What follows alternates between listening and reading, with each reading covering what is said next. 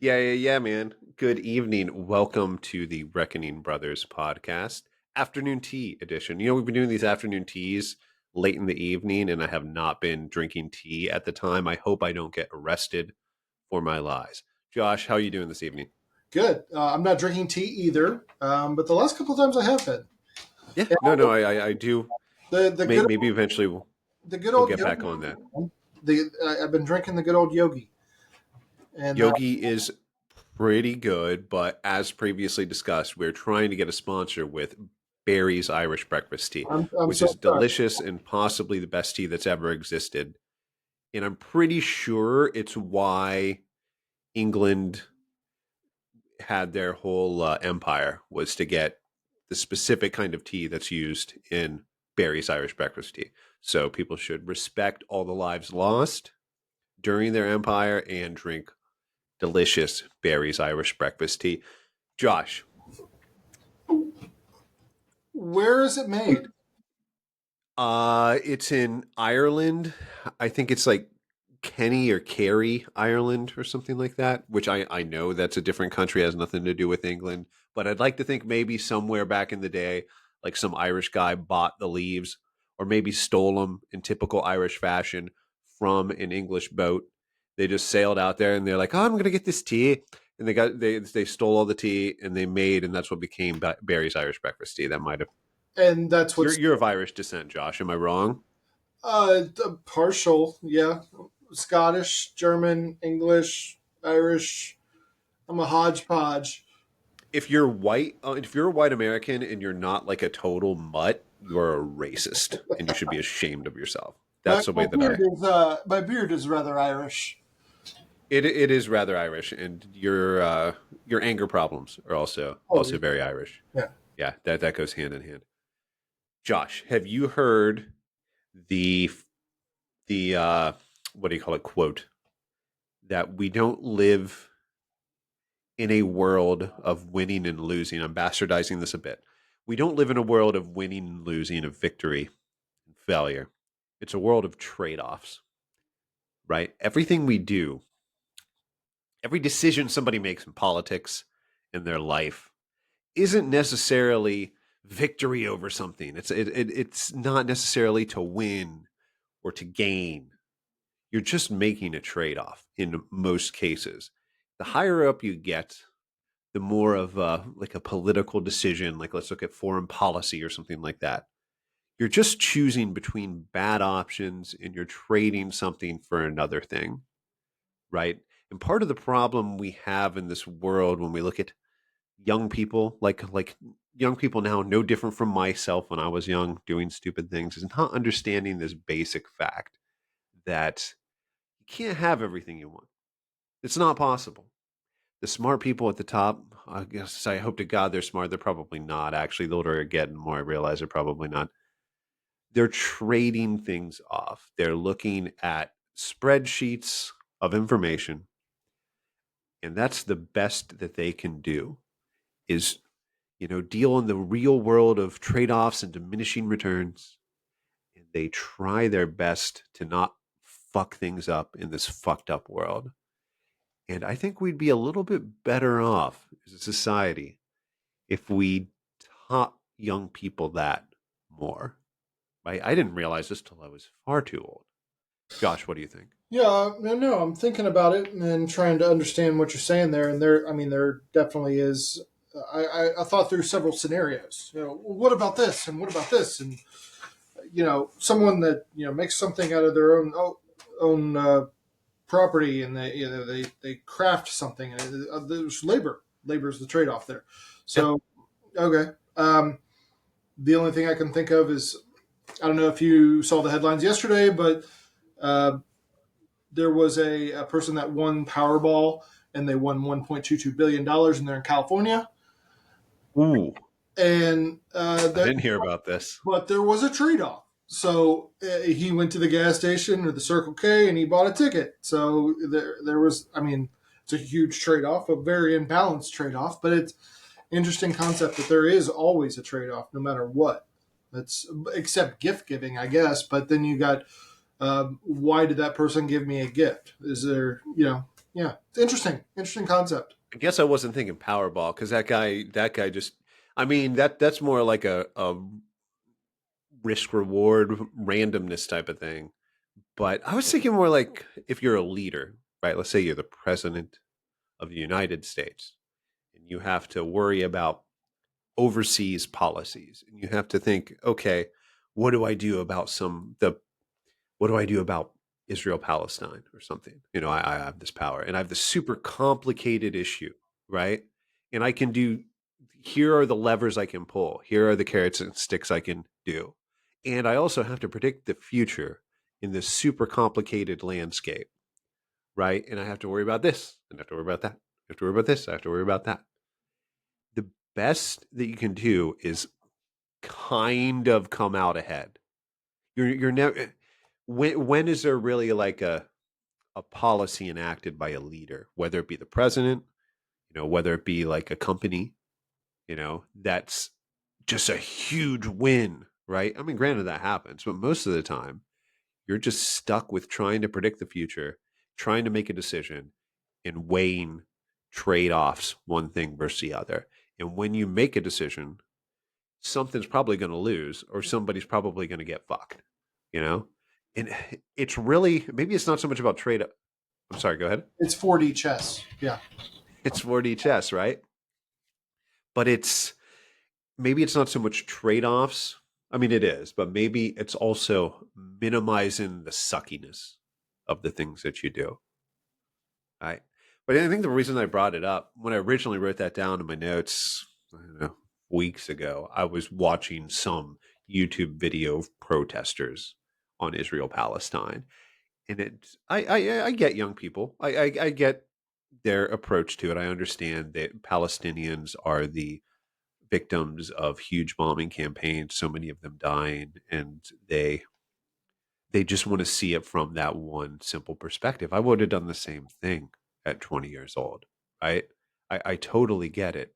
But as an older person, I can put myself in the shoes of everybody more easily.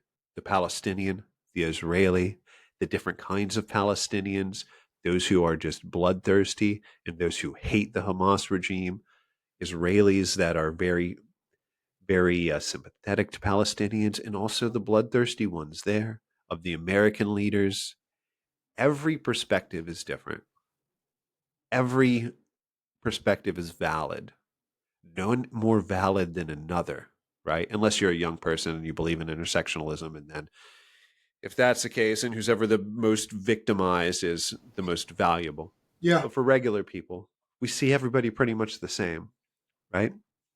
Yeah. They're all So making this. when Sorry, go you ahead. talk about that conflict, you have maybe the Hamas leader or the trooper that was um, ingested into the, I don't know, ingest is not the right word. Cut It's right, not, but I love it. cut So right, I'm going to use it from cut now on. right there.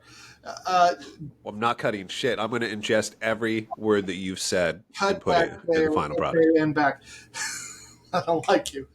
No, it's the one that this trooper that was drafted into the Hamas regime. He Yeah. attacked. He's been tortured by Israelis and his whole life, and it's probably that blood.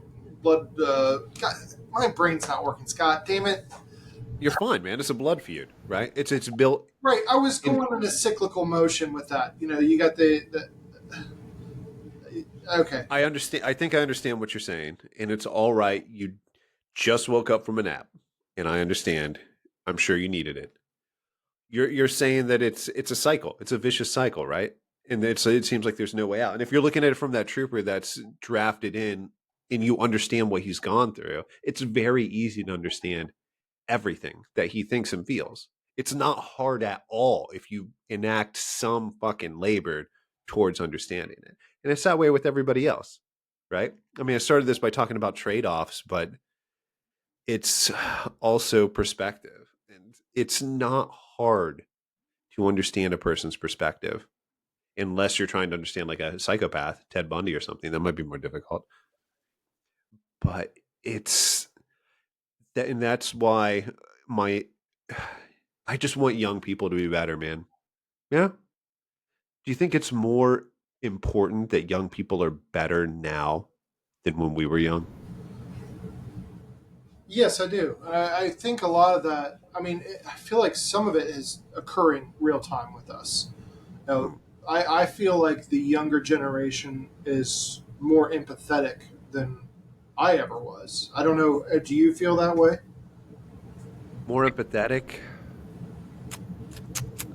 Um, Not really. I just don't think that.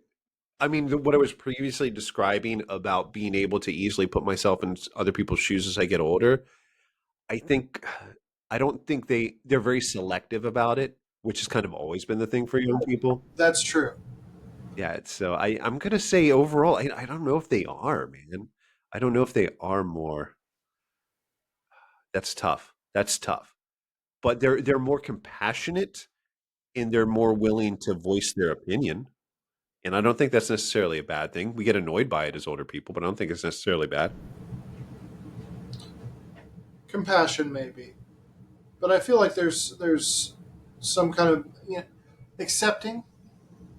We have all these different spectrums, and they're taught at a younger age to understand, and maybe that's where I'm leading to with the empathy.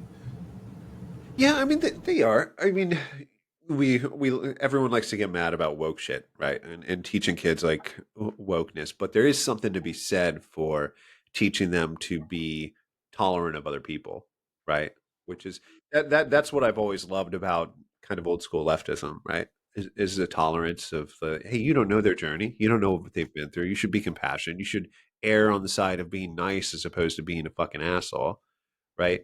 That's the kind of stuff that I've always liked. So they've kind of still got that, and maybe more so.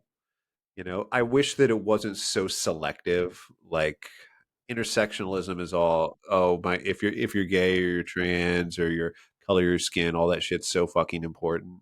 I think that hijacks the good parts of the leftism. I think that's bad.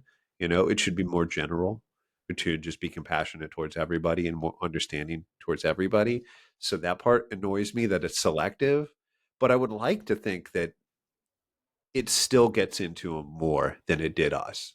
So, they can still, if they try, they've got that muscle in their brain to be more empathetic than we were. I would like to think that. I'd like to see a study on that as well. Yeah, That's something I can look up. there's got to be some kind of survey. Yeah, yeah, there's got to be some kind of survey. But that's I don't know how we got off on that thing. Way off track. Way off on that tangent, but that's just how it goes. That's just how it goes. Trade-offs, compassion.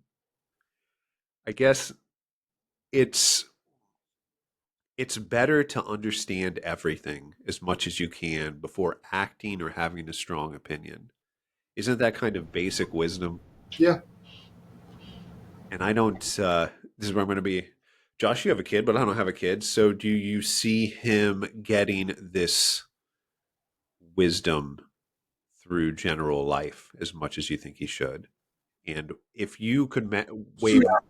bless you, if you could wave the magic wand and say, "Hey, education system, this is what's important: general compassion." What would you tell them to tell the children?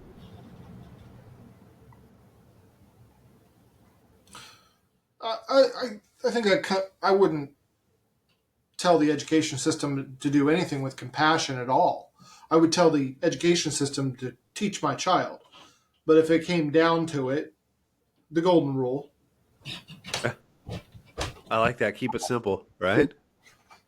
do unto Treat others. others as you would have them treat you. Yeah, Yeah, yeah. But I think the first part of what you said is probably the correct thing. Just shut up and teach math. yeah. you know, There's, It's- there's no reason to bring that into the education system at all, unless you have an incident, in which there's a lot of them. if you had an incident that was pretty serious, you would think they could bring the parents of the children in, right? This is just me guessing. I don't have a kid. I haven't gone through this, and I remember vaguely being a child, but I've drank a lot since then, so it's very very fuzzy. But I would see them bringing in the parents of the children, sitting down, and being reasonable and talking. I understand there's some certain circumstances where that wouldn't happen, unreasonable parents or whatnot, but yeah, I think you could work it out on a case by case basis. But this is probably a thing to ask Mark. But teachers, colleges teaching future teachers to be more zealots, to be more of an activist, is a real thing. That's a real thing that happens, right? That gets a little bit annoying. I would think if I was a parent, I think that would get a little bit annoying having to deal with that kind of bullshit.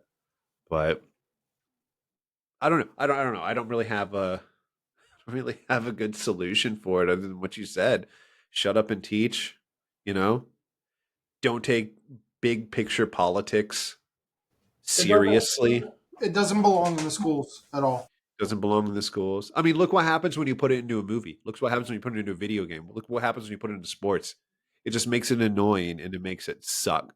God, do you remember the 2020 NFL and NBA and all the stupid fucking politics thrown over everything and just annoyed the piss out of everybody? It just hurt ratings. Do you remember all that shit? Remember the Black National Anthem in the NFL? Yeah, Like, yeah. I don't, I can't imagine telling a black person that they have a different national anthem, because that's what you're doing in NFL when you do that. You're saying, hey, if you've got dark skin, you don't have the same national anthem as the rest of us. You have this other one. It's racist much? Racist much, NFL? Jesus fucking Christ. Anyways, I'm gonna turn into Mark. I'm gonna get angry if Rant I for if I 20 if I minutes. keep thinking a little Yeah. and rant for 20 minutes.